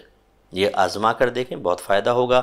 دوسرا، اللہ کو قرض حسنہ دیں، دین کے کام میں خاص طور پر استعمال کریں اور اللہ کی راہ میں پیسہ دیں۔ میں اکثر آپ کو ثواب جاریہ کی ترغیب دیتا ہوں کہ خدا را آپ عالم بنائیں، مفتی بنائیں، یہ ریڑھ کی ہڈی کی حیثیت رکھتے ہیں۔ اللہ کا بڑا کرم ہے، میرا تعلق اہل سنت سے ہے، نہ میں نعت خوانوں کا مخالف ہوں، نہ نعت خوانی کا مخالف ہوں۔ جو احمق قسم کا کوئی آدمی ہوگا کہ میری ایک آدھ کلپ سے کوئی نتیجہ نکال کر اور اس کے اوپر میرے اوپر کوئی حملہ کر دے کہ مفتی صاحب شاید نعت خوانوں یا نعت خوانی کے مخالف ہیں، تو یہ سب سے بڑی بے وقوفی ہوتی ہے کہ ایک کلپ سے نتیجہ نکالنا۔ دیکھیں، ہمارے علماء جب کسی ایک مسئلے پر کوئی نتیجہ نکالتے ہیں، پہلے اس مسئلے سے متعلق ساری آیات، ساری احادیث، صحابہ کرام کے افعال و اقوال، اعمال وغیرہ، وہ سب سامنے رکھ کر پھر غور کر کے پھر نتیجہ نکالتے ہیں۔ یہاں پر ایک کلپ کوئی آ جاتی ہے، اس کا اتنا سا حصہ وہ بھی نکالنے والے نے اپنے مطلب کا نکالا ہوتا ہے، اور اس سے ہم کسی شخصیت کا اندازہ کر رہے ہوتے ہیں، اس کی مینٹلٹی کا اندازہ کر رہے ہوتے ہیں، اس کی دوستی، دشمنی، پیار اور نفرت کا اندازہ کر رہے ہوتے ہیں۔ ابھی میں نے لفظ استعمال کیا، دوبارہ نہیں کہتا ہوں۔ اللہ تعالیٰ ایسے لوگوں کو اپنی خود تربیت کرنے کی توفیق عطا فرمائے۔ تو ہم کوئی نعت خوانی یا نعت خوانوں کے مخالف نہیں ہیں، ہاں میں ہلڑ بازی والی نعت خوانی کا مخالف ہوں، سنجیدہ کیا نہیں، اور ایسے جنہوں نے نعت خوانی کو بزنس بنا لیا ہے، یہ مجھے محبوب نہیں ہے۔ ایسی بے عمل نعت خوان، داڑیاں نہیں رکھتے، گندی چچوری حرکتیں کر رہے ہوتے ہیں اور نام رسول پہ پیسہ کما رہے ہوتے ہیں، یہ میری مخالفت ہے، اور مجھے اس پر انشاءاللہ آخرت میں انعام ملے گا۔ اور میں چیلنج کرتا ہوں، اس پہ مجھ پہ آ کے ڈبیٹ کر لیں کہ یہ سب کچھ اچھا ہو رہا ہے۔ پھر جو اچھی نعت خوانیاں ہیں، جو سلجھے ہوئے نعت خوان ہیں، اچھا کلام پڑھتے ہیں، اس کی بھی کثرت کے اوپر میرا کلام ہوتا ہے۔ میں اس کو ناجائز نہیں سمجھتا ہوں، لیکن میں کہتا ہوں کہ اگر آپ اس میں مشغول رہیں گے تو آپ کے مذہب اور مسلک کی ریڑھ کی ہڈی کبھی مضبوط نہیں ہوگی۔ وہ علم سے ہوتی ہے، وہ علماء سے ہوتی ہے، وہ مفتیان کرام سے ہوتی ہے، وہ لیڈر سے ہوتی ہے، اور یہ مدارس میں ملیں گے آپ کو۔ آپ 100 سال نعت خوانی کرتے رہیں، ایک بھی عالم، مفتی، حافظ قرآن یا لیڈر آپ کو نہیں ملے گا۔ لاکھوں کروڑوں روپے خرچ کر لیں، یہ ہم سمجھاتے ہیں ترجیحات متعین کریں۔ ابھی جو بھی اچھا ادارہ کام کر رہا ہے اہل سنت کو، اس کو فنڈنگ کریں، علماء کو دیں۔ اسی طرح ہمارے الفرقان اسکالرز اکیڈمی سے الحمدللہ بہت سے بھائی بہن تعاون کرتے ہیں، اور تبھی ادارے چلتے ہیں۔ یقینی سی بات ہے کہ میرے اپنے مالی وسائل تو اتنے نہیں ہیں کہ میں ادارہ چلا سکوں۔ ابھی بڑی اکیڈمی کی کنسٹرکشن ہو رہی ہے ماشاءاللہ، گراؤنڈ +5 کی ہمیں پرمیشن ہے، تقریباً 1722 گز ہے، بیسمنٹ میں لا کر تقریباً 6000 گز جگہ بنے گی، اور اس میں پھر بلڈنگ کھڑی کرنا، پھر اس کے بعد اس کو انتظامات کو چلانا، لازم بات ہے کہ اس کے لیے سرمایہ چاہیے ہوتا ہے۔ لیکن ہاں، اس سے پھر جو لوگ نکلیں گے وہ انشاءاللہ آپ کے مذہب اور مسلک کے لیے ریڑھ کی ہڈی کی حیثیت رکھیں گے، زبردست قسم کا یہ ہوں گے لیڈر، میل بھی اور فیمیل بھی۔ آپ دیکھیے گا، ابھی تو میں تھوڑا سا کافی نیچے دب کر کام کر رہا ہوں، چھپ کر کام کر رہا ہوں، اور وہ چھپ کر کام کرنے سے مراد کوئی خطرہ نہیں ہے یا کوئی معاذ اللہ اور کوئی مسئلہ نہیں ہے، مراد یہ کہ میرے پاس جگہ نہیں ہے، ابھی میں اس کو لائٹ میں لا کر اتنی زیادہ اگر تعداد آ جاتی ہے اس کو سنبھالنے کے قابل نہیں ہوں کیونکہ میرے پاس جگہ نہیں، اب انشاءاللہ ہو جائے گی۔ تو اس طریقے سے آپ کہیں پر بھی اچھا کام ہو رہا ہو اس میں تعاون کریں۔ کتابوں کی چھپائی میں جو اچھی کتابیں، اصلاحی کتابیں جس سے لوگوں کے اندر انقلاب اور تبدیلی پیدا ہو سکتی ہے، اس میں آپ پیسہ ملائیں۔ یہ سب اللہ تبارک و تعالیٰ کے لیے ایک قرض حسنہ کی حیثیت رکھتا ہے، اور جو اللہ نے فرمایا، اور پھر اللہ تعالیٰ اس پر آپ کو بہترین اجر بھی عطا فرمائے گا۔ اللہ تعالیٰ ہم سب کو عمل کی توفیق عطا فرمائے، آمین۔ وآخر دعوانا ان الحمدللہ رب العالمین۔ دعا کر لیں۔ بسم اللہ الرحمن الرحیم، الحمدللہ رب العالمین، والصلاة والسلام علی سید الانبیاء والمرسلین، یا ارحم الراحمین یا ارحم الراحمین یا ارحم الراحمین۔ اے مالک مولا، اے پاک پروردگار، ہم سب کا اس درس قرآن میں شرکت کرنا اپنی بارگاہ میں قبول و منظور فرما لے۔ اے اللہ تعالی ہمیں قرآن کی، حدیث کی محبت عطا فرما، اپنے حبیب کریم صلی اللہ علیہ وسلم کی محبت اور حقیقی عشق عطا فرما دے۔ اے اللہ تعالی ہم سب کو فرض علوم کورس کرنے، اس کے تقاضے کے مطابق عمل کرنے کی توفیق عطا فرما۔ اے اللہ تعالی ہمیں اپنے سابق گناہوں کو یاد کرنے، ان پہ نادم و شرمندہ ہونے، ان پر کامل توبہ کرنے، اور پھر اس توبہ پر استقامت حاصل کرنے کی بھی توفیق عطا فرما۔ اے پاک پروردگار، ہم سب کے لیے دین پر چلنا آسان کر دے، گناہوں سے بچنا آسان کر دے، ہمیں نیک پرہیزگار اچھے دوست عطا فرما۔ اے اللہ تعالی ہمیں ایسے لوگ عطا فرما جو ہمارے لیے جنت کے راستے کو آسان کر دیں، ایسے لوگوں سے بچنے کی توفیق عطا فرما جو ہمیں جہنم کے قریب کر دیں۔ اے اللہ ان رشتہ داروں کو ہمارے قریب کر دے جو ہمارے گھر میں آ کر ہماری خوشیوں میں خوش ہوتے ہیں، گھر والوں کو ملانے کی کوشش کرتے ہیں۔ اے اللہ تعالیٰ ان رشتہ داروں کی اس رشتہ داروں سے ہمیں پناہ عطا فرما جو ہماری خوشیوں سے غم محسوس کرتے ہیں، ہمارے غم پر خوشی محسوس کرتے ہیں، اور ہمارے گھر کے افراد کے دل میں نفرتیں ڈال کر جدائی پیدا کرنے کی کوشش کرتے ہیں، بدگمانیاں پیدا کرتے ہیں۔ اے پاک پروردگار، ہمارے بچوں کو اپنے خاص حفظ و امان میں رکھ، مالک و مولا انہیں نیک پرہیزگار متقی بنا، ہماری آنکھوں کی ٹھنڈک بنا کر رکھ، ہمارے لیے بہت بڑا ثواب جاریہ بنا دے۔ بد مذہبوں، بد مذہبیت، بد اخلاقی، بد کرداری سے ہمیشہ ہمیشہ کے لیے محفوظ فرما۔ اے اللہ تعالی ہمارے گھر والوں کو جتنے بھی ہیں سب کو آپس میں پیار، محبت، الفت، اتحاد و اتفاق عطا فرما، لڑائی جھگڑے، فتنہ فساد، اختلاف رائے سے محفوظ رہنے کی توفیق عطا فرما۔ اے مالک و مولا، ہم سب کے لیے دین پر چلنا آسان کر دے، ہمیں موت سے پہلے پہلے اپنے مذہب کے لیے، اپنے اسلام کے لیے، اپنے ملک کے لیے، اپنے دین کے لیے کوئی بہت بڑی خدمت کرنے کی توفیق عطا فرما۔ اے پاک پروردگار، ہمیں ترجیحات متعین کرنے کی توفیق عطا فرما۔ ہم ایسی جگہ پیسہ خرچ کرتے ہیں جس کا کوئی نفع نہیں ہوتا، یا نفع ہوتا ہے تو عارضی نفع ہوتا ہے۔ اللہ تعالی ہمیں بہت بڑے ثواب جاریہ کو سمجھنے، پہچاننے اور اس میں اپنا سرمایہ لگا کر پھر قبر میں ہر ایک کی دعاؤں سے بے نیاز ہونے کی توفیق عطا فرما۔ ایسا ہمیں کام کرنے کی توفیق دے دے کہ قیامت تک ہماری قبر میں اجر پہنچتا رہے، راحتیں، نور نازل ہوتا رہے، تیری رحمتیں نازل ہوتی رہیں۔ اے اللہ تعالی ہمیں ایسے دین کے کام کی توفیق دے دے۔ اے پاک پروردگار، ہمیں الفرقان اسکالرز اکیڈمی کے ساتھ تعاون کرنے کی توفیق عطا فرما، ان کتابوں کو عام کرنے، عالم بننے، مفتی بننے، دوسروں کو بنانے کی ترغیب دینے کی توفیق عطا فرما۔ اے مالک و مولا، جو خاص طور پر ہماری اکیڈمی سے مالی تعاون کرتے ہیں ان بھائی بہنوں کو اپنی خصوصی رحمت کی آغوش میں لے لے۔ اے پاک پروردگار، ان کے تمام صدمے، غم، ذہنی ٹینشن، ڈپریشن کو دور فرما، جو بیمار ہیں انہیں صحتیں عطا فرما۔ اے اللہ تعالیٰ انہیں دنیا میں بھی سرخرو رکھنا، آخرت میں بھی زوال نعمت، زوال عزت سے ہمیشہ کے لیے محفوظ فرما۔ مالک و مولا، جب وہ میدان محشر میں آئیں تو عرش کا سایہ عطا فرمانا، اپنے حبیب کی زیارت و شفاعت سے مشرف فرمانا، سیدھے ہاتھ میں اعمال نامہ پل صراط پر ثابت قدمی عطا فرمانا۔ اے اللہ تعالیٰ اگر خدا نخواستہ کسی مظلوم پر ظلم کیا تھا اور وہ باقی ہو تو برود قیامت ان کی عزت رکھتے ہوئے مظلوم کو ان سے راضی کر دینا، بلا حساب و کتاب داخل جنت فرما دینا، اور اللہ تعالیٰ انہیں بھی ہمیں بھی سب کو جنت الفردوس میں اپنے حبیب کریم صلی اللہ علیہ وسلم کے قدموں میں جگہ عطا فرمانا۔ اے اللہ ہماری یہ تمام دعائیں، تمام ہمارے جو بھائی بہن دعا میں شریک ہیں ان کے حق میں بھی قبول فرما، اور اس کے علاوہ ہر مسلمان بھائی، ہر مسلمان بہن کو بھی اس دعا کا فیض حاصل کرنے کی توفیق عطا فرما۔ آمین۔ صلی اللہ تعالی علی خیر خلقہ و نور عرشہ سیدنا و مولانا محمد وعلی آلہ وصحبہ اجمعین برحمتک یا ارحم الراحمین۔ خصوصی دعا فرمائیں ہمارے ملک کے جو ادارے کام کر رہے ہیں، ملک کی حفاظت کے لیے کام کر رہے ہیں، اللہ تعالیٰ ان کی غیب سے حفاظت فرما۔ جو بچے ہماری سرحدوں پر کھڑے ہیں اور اپنی جانیں خطرے میں ڈالے ہوئے ہیں، اللہ تعالیٰ ان کی حفاظت فرما۔ ان کی مائیں ہیں، ان کے بھی والد ہیں، ان کی بیوی بچے ہیں، اللہ تعالیٰ وہ اپنے ملک کے لیے وہاں پر موجود ہیں، اللہ تعالیٰ غیب سے ان کی حفاظت فرما۔